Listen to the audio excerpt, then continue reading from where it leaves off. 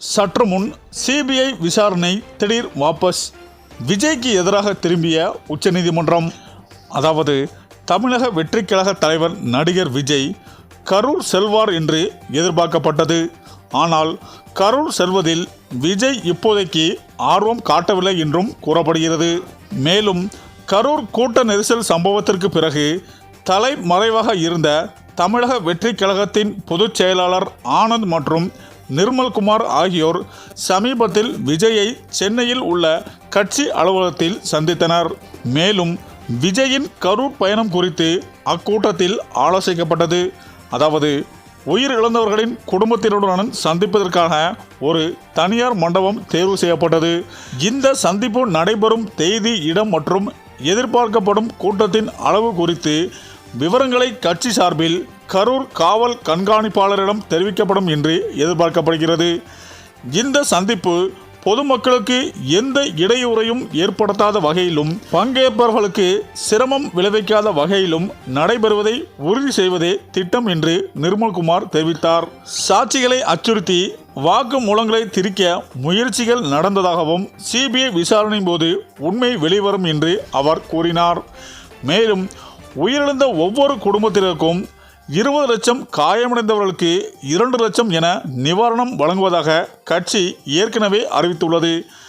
இந்த நிவாரணத் தொகை முறையாக விநியோகப்படுவதை உறுதி செய்ய ஆதார் இணைப்புடன் கூடிய சரிபார்ப்பை ஆனந்த் தனிப்பட்ட முறையில் மேற்பார்வையிட்டு வருகிறார். இதற்கிடையில் தமிழக வெற்றிக் கழக உறுப்பினரும் ஒரு தனியார் கல்வி குழுமத்தின் தலைவருமான மேரி வில்சன் பாதிக்கப்பட்ட குடும்பங்களுக்கு மாதந்தோறும் ரூபாய் 5000 வாழ்நாள் நிதி உதவி, குழந்தைகளின் பள்ளி படிப்பு முதல் உயர்கல்வி வரை முழு கல்வி உதவி மற்றும் மருத்துவ காப்பீடு ஆகியவற்றை வழங்க தொடங்கியுள்ளார். அதாவது விஜயின் கரூர் விஜய் தொடர்பான ஆலோசனை செய்த முதல்வர் ஸ்டாலின், நாம் எதையும் தடுக்கக்கூடாது, விஜய் முறையாக அனுமதி கேட்டால், போலீசாரிடம் கடிதம் கொடுத்தால், கண்டிப்பாக முறையாக அனுமதி கேட்டால் அனுமதி கொடுங்கள், நாம் எதையும் தடுக்க வேண்டாம், அவர்கள் கேட்கும் கோரிக்கைகளை பாருங்கள், பொதுவாக விதிக்கப்படும் அதே கட்டுப்பாடுகளை மட்டுமே விதியுங்கள், கூடுதல் பாதுகாப்பு கேட்டால் தீபாவளி பாதுகாப்பிற்கு இடையே அதற்கான ஏற்பாடுகளை செய்யுங்கள் என்று முதல்வர் ஸ்டாலின் அறிவுறுத்தி உள்ளதாக கூறப்படுகிறது. அந்த வகையில் தமிழக வெற்றிக் கழக தலைவர் நடிகர் விஜய் கரூர் செல்வார் என்றும் எதிர்பார்க்கப்பட்டது. ஆனால் கரூர் செல்வதில் விஜய் இப்போதைக்கு ஆர்வம் காட்டவில்லை என்றும் கூறப்படுகிறது.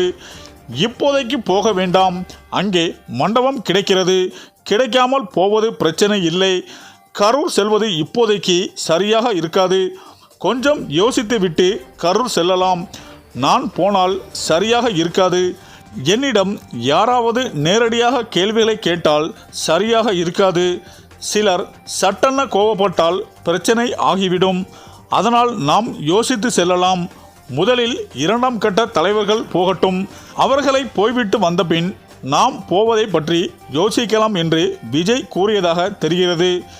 விஜயின் இந்த நிலைப்பாடு தமாக நிர்வாகிகளை அதிர்ச்சியில் ஆழ்த்தியுள்ளதாக கூறப்படுகிறது. மேலும் இந்த நிலையில்தான் சென்னை உயர்நீதிமன்றத்தால் நியமிக்கப்பட்ட ஐஜி அஸ்ராக் தலைமையிலான ஒரு நபர் விசாரணை நிராகரித்து கரூர் வழக்கை மத்திய புலனாய்வு பிரிவுக்கு சிபிஐ மாற்றுவதன் மூலம் உச்சநீதிமன்றம் விஜய்க்கு ஒரு வகையில் சட்டப்பூர்வ வெற்றியை அளித்துள்ளது.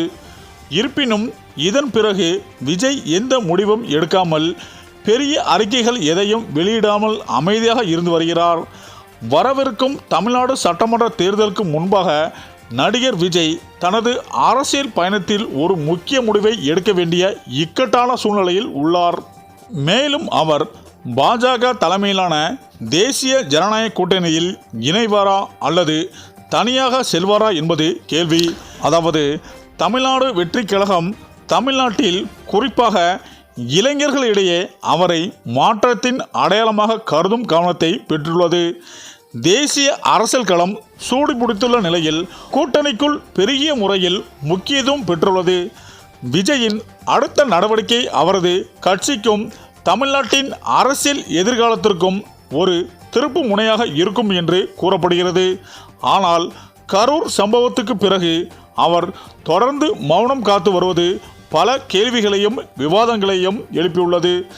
தகவலின்படி விஜய் தனது கூட்டணிக்குள் கொண்டு வர பாஜக தீவிரமாக முயற்சி செய்து வருகிறது.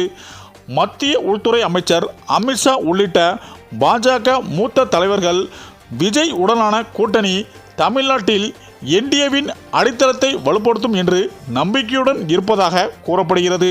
அதாவது பாஜக இதுவரை தமிழகத்தில் அதிக முன்னேற்றம் அடையாததால் இந்த கூட்டணி முக்கியமானது. விஜயின் உடனான கூட்டணியை உடனடியாக உறுதி செய்ய அமித்ஷா ஏற்கனவே உத்தரவிட்டுள்ளதாக கூறப்படுகிறது.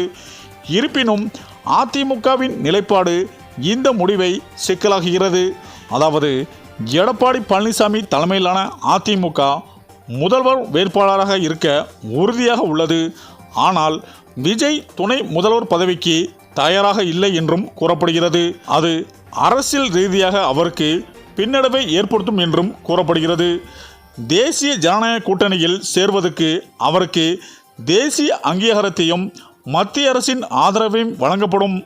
ஆனால் அது பழைய அரசியல் கட்சிகளான வழக்கமான அரசியல் கட்சிகளுக்கு மாற்றாக அவரது நம்பிக்கை தன்மையை பாதிக்கக்கூடும். இந்த கூட்டணி விஜய் ஒரு மாற்று என்று கூறுவதற்கு எதிராக சொல்லக்கூடும். விஜய்க்கு பெரிய சவால். இந்த சூழ்நிலையில்தான் விஜய் ஒரு பெரிய சவாலை எதிர்கொள்கிறார். அதிமுகவுடன் கூட்டணி அமைப்பதில் விஜய்க்கு எந்த பிரச்சனையும் இல்லை. ஆனால் பாஜக ஒரே கூட்டணியில் இருப்பதுதான் விஜய்க்கு ஒரு பிரச்சனையாகிவிட்டது. விஜய் பாஜகவை கொள்கை எதிரி என்று கூறி வருகிறார். முதல் தேர்தலிலேயே அவர்கள் கூட்டணி அமைத்தால் விஜயின் அரசியல் வாழ்க்கை முடிவுக்கு வரும். பாஜகவின் மத அரசியல் விஜயின் சமூக நீதி அரசியலுக்கு ஒரு பெரிய பிரச்சனை. விஜய் தலித் மற்றும் கிறிஸ்துவ வாக்குகளை குறிவைக்கிறார். ஆனால் அவர் பாஜகவுடன் கூட்டணி வைத்தால் அது விஜய்க்கு ஒரு பிரச்சனையாக இருக்கும். விஜய் அதிமுகவுடன் கூட்டணி வைக்க விரும்பினால் எடப்பாடி பாஜக கூட்டணியை முறித்து கொண்டு வர சொல்ல வேண்டும். எடப்பாடி அதை ஏற்றுக்கொள்வாரா? டெல்லி அதை அனுமதிக்குமா என்ற கேள்வி விஜய்க்கு இது பெரிய சவால். விஜய் இதை எப்படி சமாளிப்பார்? இதில் அவர் என்ன மாதிரியான முடிவுகளை எடுப்பார் என்றும் எதிர்பார்க்கப்படுகிறது. மேலும் இந்த நிலையில் நடிகர் விஜய் தமிழக வெற்றி கழகத்தை தொடங்கி அரசியல் களத்தில் முழு மூச்சாக இறங்கிவிட்டார். வரும் 2026 சட்டமன்ற தேர்தலில் தமிழக வெற்றி கழகம் போட்டியிடுகிறது. இதையொட்டி கடந்த சில வாரங்களாகவே மக்கள் சந்திப்புகளை நடத்தி வருகிறார். அந்த வகையில் கடந்த செப்டம்பர் 27ஆம் தேதி கரூர் தமாக பிரச்சாரத்தின் போது ஏற்பட்ட கூட்ட நெரிசலில் சிக்கி 41 பேர் பலியாகினர். இந்த சம்பவம் பெரும் அதிர்வலைகளை ஏற்படுத்தியது. மேலும் விஜயின் பிரச்சார கூட்டத்தில் 41 பேர் பலியான சம்பவம் அரசியல் அரங்கில் பெரும் பரபரப்பை கிளப்பிய நிலையில் தமாக மீதும் விஜய் மீதும் பல்வேறு விமர்சனங்களை முன்வைக்கப்பட்டு வருகிறது. மேலும் இந்த நிலையில்தான் சிபிஐ விசாரணைக்கு மாற்றப்பட்டுள்ள நிலையில் விஜய் எலியிடம் இருந்து தப்பி புலியிடம் மாட்டிக்கொண்டதாக நெட்டிசன்கள் கமெண்ட் செய்து வருகிறார்கள் என்பதும் குறிப்பிடத்தக்கது என அரசியல் வட்டாரத்தில் பரபரப்பாக பேசி வருகின்றனர். சரி, இந்த வீடியோ பற்றிய உங்கள் கருத்துக்களை கமெண்ட்ல சொல்லுங்க. மேலும் வீடியோ பிடித்திருந்தால் லைக் பண்ணுங்க, ஷேர் பண்ணுங்க, மறக்காம நம்ம சேனலை சப்ஸ்கிரைப் பண்ணிக்கோங்க. நன்றி.